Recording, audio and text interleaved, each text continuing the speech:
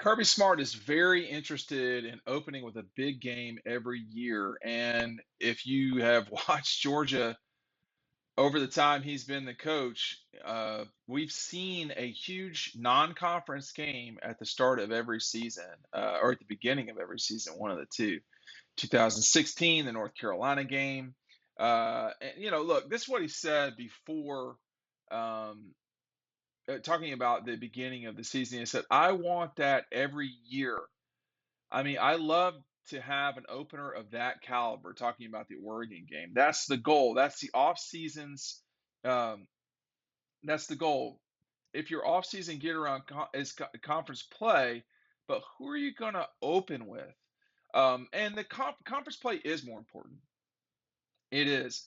But this is the third time now that Georgia's been scheduled in Kirby's 7 years to play in the Chick-fil-A game. And of course, they'll go back in 24 to play Clemson. So there's it takes a little bit of time to get into these games. And in 16, when Georgia beat North Carolina, after the game, that was a tight game. You may recall, you may not. I'm not sure, but it was a ranked. Both teams were ranked in the top 25, and Georgia kind of ran away from them by 9 at the end of the game. And Kirby came up, and Gary Stokan was there. He's the person that puts on the Chick-fil-A Peach Bowl and the Chick-fil-A kickoff game, and he turned to uh, Kirby turned to Gary Stokan and said, we would like to play here every year." Of course, that wasn't really possible because it takes years to stick these things together. The only season that Georgia has not had a big opener um, was the 18 season, and a non-conference big opener, because that year they did not have Notre Dame. They did not have, a kickoff game opener. And so their big opener was South Carolina, the second week of the season in Columbia, where, it could not have been hotter.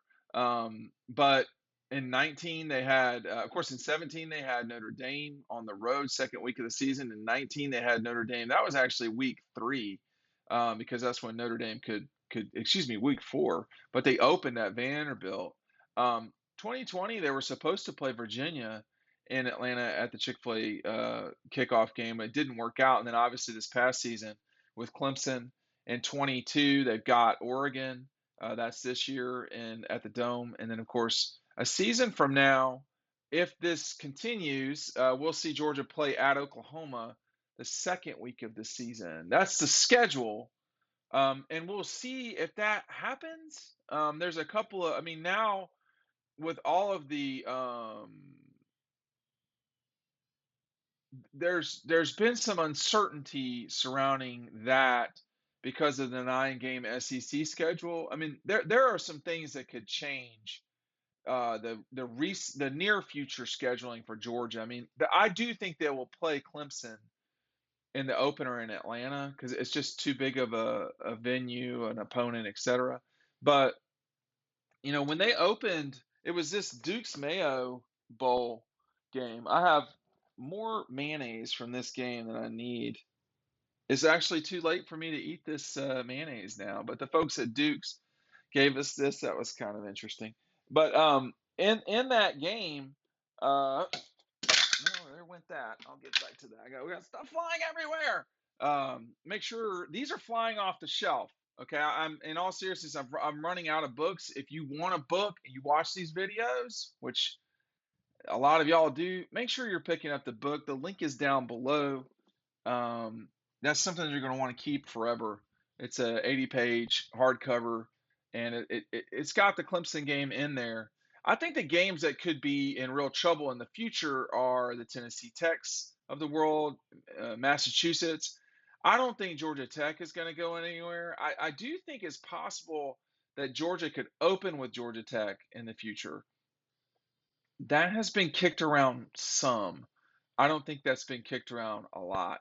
But all the stuff about the 8-game and 9-game schedule in the league is the reason why I'm talking to y'all about this, because you can't. I mean, it becomes more difficult to play a 9-game schedule, um, and an opener like that. So the league has a rule where you need to play a Power Five opponent every season, and for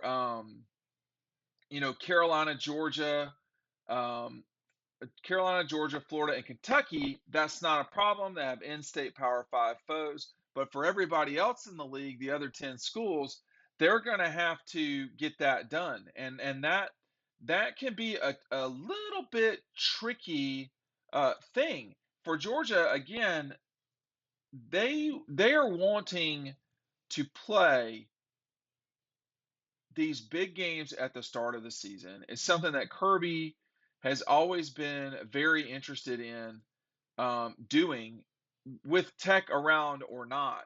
Of course, they have always been around, but um, when you look at, like, for instance, Alabama is playing Texas.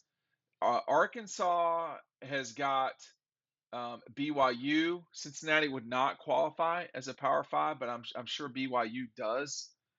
Auburn plays Penn State. Florida plays not just Florida State, but Utah. It's the first time we've seen the Gators actually get out there and schedule somebody that matters to some degree.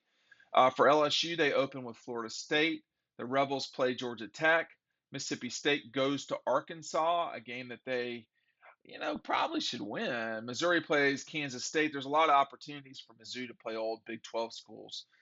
South Carolina, of course, has Clemson. They also play Georgia State, Charlotte, and South Carolina State. Um, the Vols play Pittsburgh back to back now, and then Texas A&M is going to play Miami.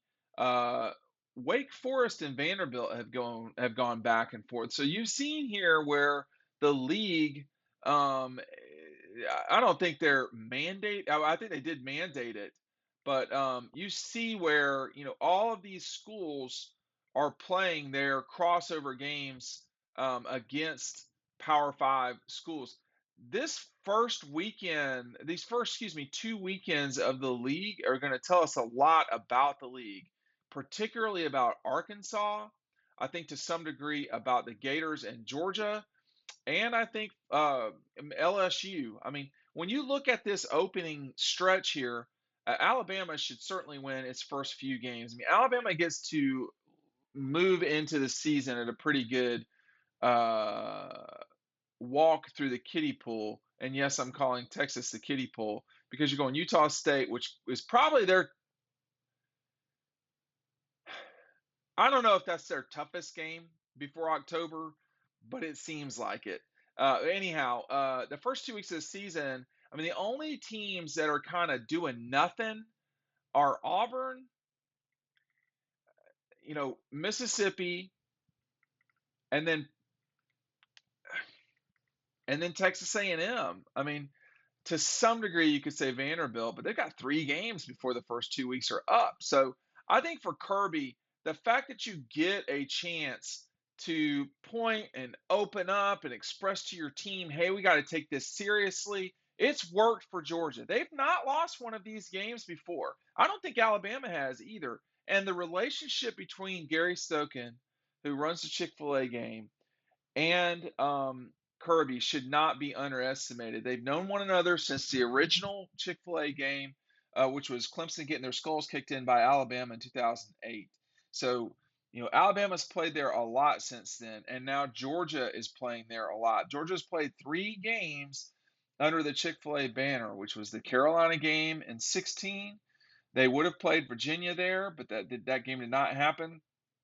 Instead, they played Cincinnati in the Chick-fil-A Peach Bowl, and now they're playing this game against Oregon, and they're playing Clemson in 24. I don't know what the future will be with the Chick-fil-A Peach Bowl, the Chick-fil-A kickoff game, but that will almost certainly have Georgia involved in it because Kirby loves these big openers.